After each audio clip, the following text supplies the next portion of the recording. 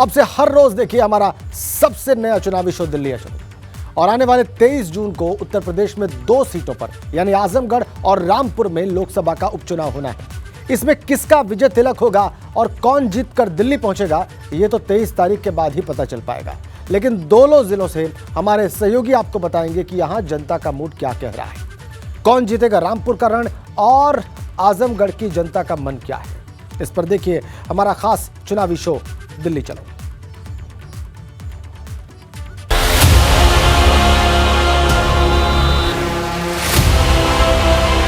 रामपुर से दिल्ली तक क्या है जनता का मिजाज,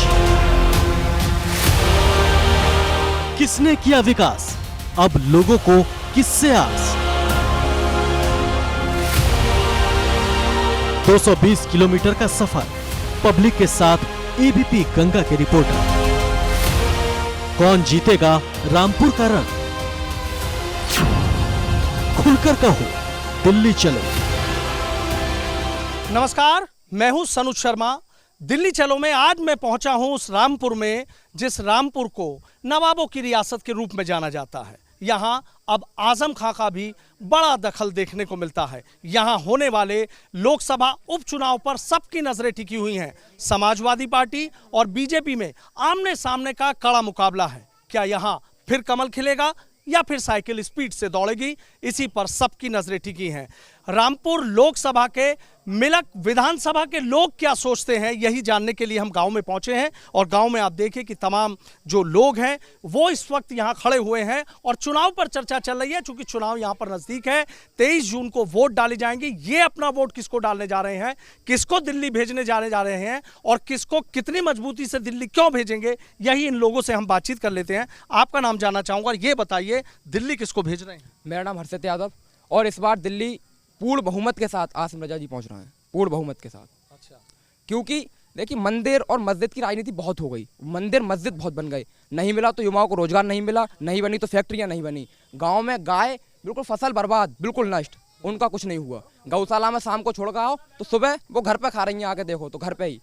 तो मेरा गौशाला वाले रोकते हैं, सुबह छोड़ देते हैं। इसलिए सरकार हमारी समाजवादी पार्टी ही अच्छी थी और पूर्ण बहुमत के साथ इस बार भी आसिम रजा जी ही दिल्ली पहुंचेंगे और समाजवादी सरकार बनेगी इस बार। जी आप क्या सोच रहे हैं, इनकी बात तो सुन लेंगे। मेरा नाम राम सेवक शर्मा है। रामपुर जिले से घनश्याम सिंह लोधी जो भारतीय जनता पार्टी के प्रत्याशी हैं वो जीत करके जा रहे हैं। क्योंकि जब से नरेंद्र मोदी देश की राजनीति में और प्रदेश में योगी आदित्यनाथ जी की सरकार बनी है तब से भयमुक्त समाज, भ्रष्टाचार मुक्त समाज, ये सब कुछ हुआ है। आज घर में बहन बेटियां सुरक्षित हैं। कहीं भी कोई क्षेत्र में चले जाइए, कहीं सामान लोगों को कहीं कोई नुकसान नहीं है। किसी प्रकार के अपराध पूरी तरह से समाप्त हो गया है। प्रतिदिन का हिसाब देखा जाए तो कितने किलोमीटर प्रतिदिन के हिसाब से सड़कों का निर्माण हो रहा है, रेलवे का निर्माण हो रहा है। शिक्षा के क्षेत्र में, व्यवसाय के क्षेत्र में भी आगे बहुत कुछ विकास हुआ है। और सबसे बड़ी बात है कि हमारे ग्रामीण क्षेत्र में लोग आराम से चैन की नींद सो रहे हैं। समाजवादी पार्टी की सरकार थी तो लोगों का निकलना दूभर हो गया था, घर से गाय खुल जाती थी, अनेक प्रकार के घर से जाने वाले लोगों की मोटरसाइकिलें चोरी हो जाती थी, लोगों का अपहरण हो जाया करता था, लड़कियों का निकलना दूभर हो जाया करता था। आज उससे हमें निजात मिली है, उससे हमें मुक्ति मिली है। घनश्याम सिंह लोधी को पूरी निष्ठा के साथ पूरा रामपुर जिले के लोग दिल्ली सांसद बना करके भेज रहे हैं। कहीं किसी प्रकार का कोई संशय नहीं है। संशय नहीं, यहाँ ताऊ जी बता दीजिए, आप भी जी बताइए। प्रवीण कुमार शर्मा, उत्तर प्रदेश में योगी, देश में नरेंद्र मोदी और रामपुर में घनश्याम लोधी। ताऊ जी आप भी बता दीजिए। जी दिल्ली किसे भेज रहे हो? घनश्याम लोधी। अच्छा, क्यों? और आसिम रजा भी तो देखिए आसिम रजा हैं, उनके समाजवादी के शासनकाल में घर आए तो घर में चोरी, जंगल में गए तो बैल चोरी, गाय कट गई, बैल कट गए, तो केवल लूटपाट के अलावा और क्या था। हैं आज की तारीख में आधी रात में आप, दिन में आप, किसी समय कोई न लूट है न पाट है, भयमुक्त समाज की रचना हो रही है। अच्छा, हाँ, तो इसलिए नहीं भेजेंगे। बिल्कुल। अब आपने देखे तो हाँ आप ही अकेले। अभी हमारे ताऊ जी ने बात कही थी कि अब चैन से घर में सो रहे हैं, ठीक है। खेतों में आप जाके देख लीजिए, शाम को आ जाना मेरे यहाँ पर, आप रातों में सो रहे हैं खेतों में। खेत में क्या रखा रहे हैं, गाय। घर में ना घुस रहे हैं लोग, लेकिन गाय में जब फसल ही ना होगी तो खाएंगे क्या, समझ रहे हो, खाएंगे क्या। अब राशन बने थे, अब क्या हो रहा है कि राशन निरस्त यानी कार्ड वो भी निरस्त, क्या करो बताओ साहब। तमाम मिलीजुली प्रतिक्रिया यहाँ पर मिली हैं। लोगों के अपने अपने मुद्दे हैं, अपने अपने विचार हैं, अपनी अपनी राय है, लेकिन तस्वीर साफ होने में थोड़ा वक्त ज़रूर लगेगा। लेकिन इतना भी यहाँ देखकर नज़र आ रहा है कि समाजवादी पार्टी और बीजेपी में आमने सामने की मजबूत टक्कर है। जीतेगा कौन, इसका फैसला जनता जनार्दन करेगी। लेकिन रामपुर की जंग बेहद दिलचस्प नजर आ रही है। ये तो जाना अपने इलाके की जनता का मूड। अब उस सफर पर आपको लेकर चलते हैं जिसके रास्ते लोग देश की राजधानी दिल्ली पहुंचते हैं। आइए यहाँ भी जानते हैं कि दिल्ली जाने वाले लोगों का मूड क्या है, वो किसे दिल्ली भेजना चाहते हैं। रामपुर लोकसभा के उपचुनाव को लेकर रामपुर की जनता क्या सोचती है। इस वक्त हम हैं मिलक विधानसभा में और अब इस बस से ये जानने की कोशिश करेंगे, जो बस में लोग सवारियां कर रहे हैं, कि वो किसको वोट देने जा रहे हैं, क्यों वोट देना चाह रहे हैं और दिल्ली किसे भेजना चाह रहे हैं। हम अपने सफ़र की शुरुआत करते हैं और लोगों से जानेंगे कि आखिर इस उपचुनाव को लेकर यहाँ की जो जनता है वो क्या सोच रही है। मैम, आपसे जानना चाहूँगा, चुनाव है, क्या सोच रहे हैं, क्या मुद्दे ऐसे रहेंगे जिसको लेकर वोट करेंगे? मुद्दे तो भाई ऐसे हैं, जिसकी सरकार है उसी से कुछ कह सकते हैं, लोधी जी। अच्छा, तो यहाँ पर तो समाजवादी पार्टी और बीजेपी के बीच आमने सामने का मुकाबला बताया जा रहा है, तो आप किसको सोच रहे हैं? लोधी जी, घनश्याम लोधी जी, घनश्याम लोधी जी। अच्छा, घनश्याम लोधी जी को देंगे। अच्छा, किस लिए, ऐसी क्या वजह है कि सोचे मन बनाए बैठे हैं आप? मन इस वजह से बनाए बैठे हैं, उनसे कह सकते हैं। अब पहले विधायक थे वो, जब वो शहर में ही नहीं थे तो उनसे क्या कह सकते थे। अच्छा, जो आदमी मौजूद होगा, मैं मौजूद हूँ, आप मुझसे बात कर सकते हैं। अगर मैं हूँ ही नहीं उस जगह तो फिर हम अपनी शिकायत लेके किसके पास जाएंगे या अपनी समस्या किसे बताएंगे।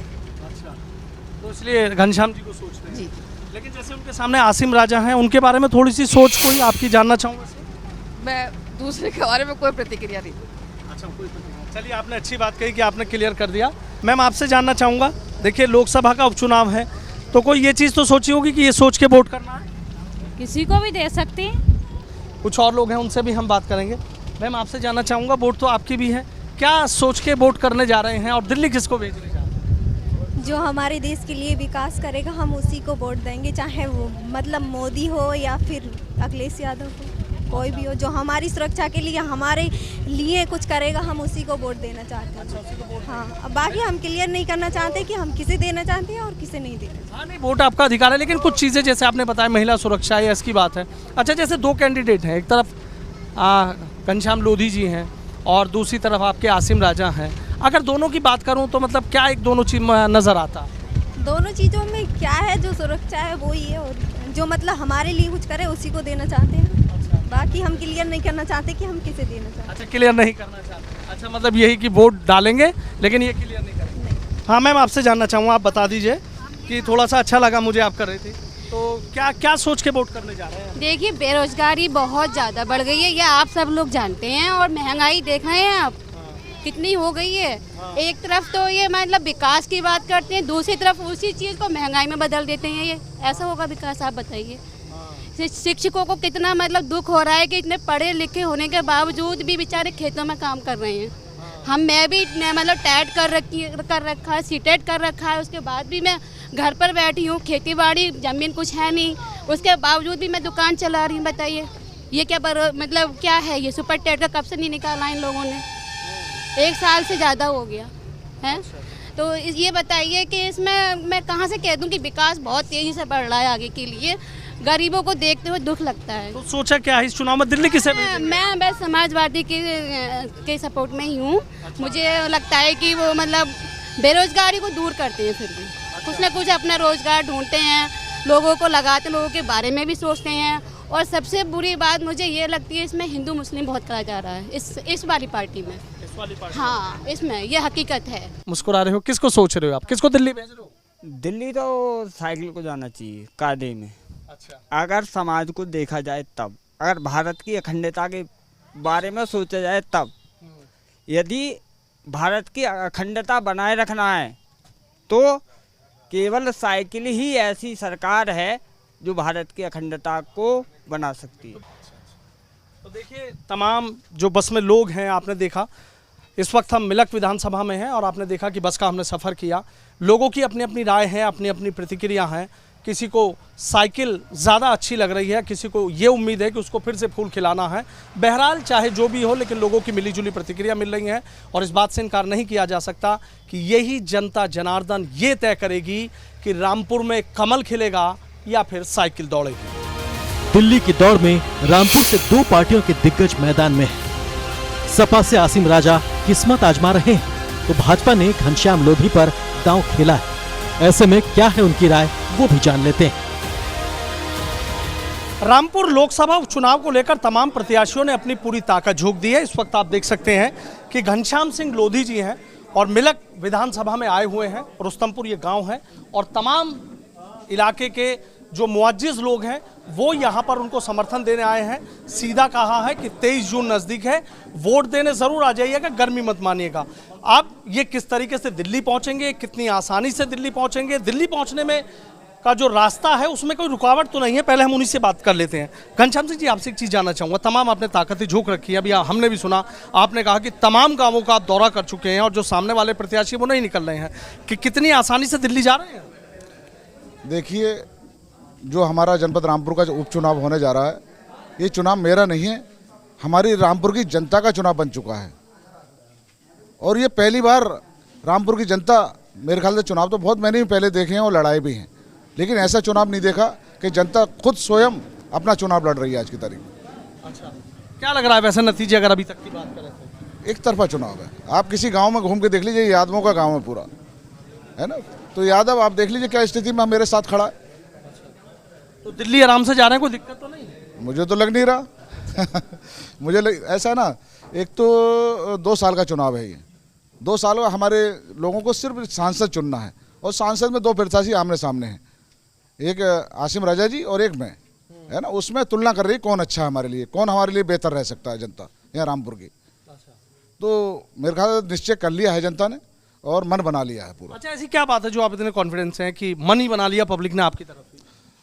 अब जब को हिंदू मुस्लिम का जब प्यार मिलने लगे, मैं भाजपा से हूं और भाजपा के प्रत्याशी को बड़ा कम मुस्लिम मिलता था। पहले लोगों को लगता था कि भाजपा को मुस्लिम वोट नहीं देगा, लेकिन अब की बार यहाँ जनपद रामपुर में ये साबित हो जाएगा 26 तारीख को कि बड़ी संख्या में मुस्लिम भाजपा के पक्ष में मतदान करने जा रहा है। अच्छा, भाजपा के पक्ष में मतदान कर रहा है जी। घनश्याम सिंह जी से बात करें सर, कितनी मजबूती से दिल्ली भेज रहे हैं? 100%, 1000%। अच्छा, कितनी ताकत लगाई है? पूरी ताकत लगी हुई है, सब पर जनता वोट दे रही है, जीतेंगे हर कीमत। अच्छा, हर कीमत पे जीतेंगे। सर, आपसे भी बात कर लेता हूँ, देख रहा हूँ कि सब एक ही बात कह रहे हैं कि हम ही जीतेंगे। किस तरीके से पूरा एक प्रचार कर रहे हैं और कितनी उम्मीद है कि आसानी से दिल्ली जा रहे हैं? भाई साहब, लगभग हम तो जीत चुके, लेकिन सर्टिफिकेट लेने की देर है। बाकी जनता का पूरा समर्थन, हिंदू मुस्लिम सिख ईसाई सारे का, पूरे जिला रामपुर का समर्थन बीजेपी के लिए है और बीजेपी के लिए लगभग अब सभी चाहने लगे हैं। क्यों, बीजेपी ने जो किया है आज तक, वो सन 47 से लेकर आज तक किसी ने नहीं किया।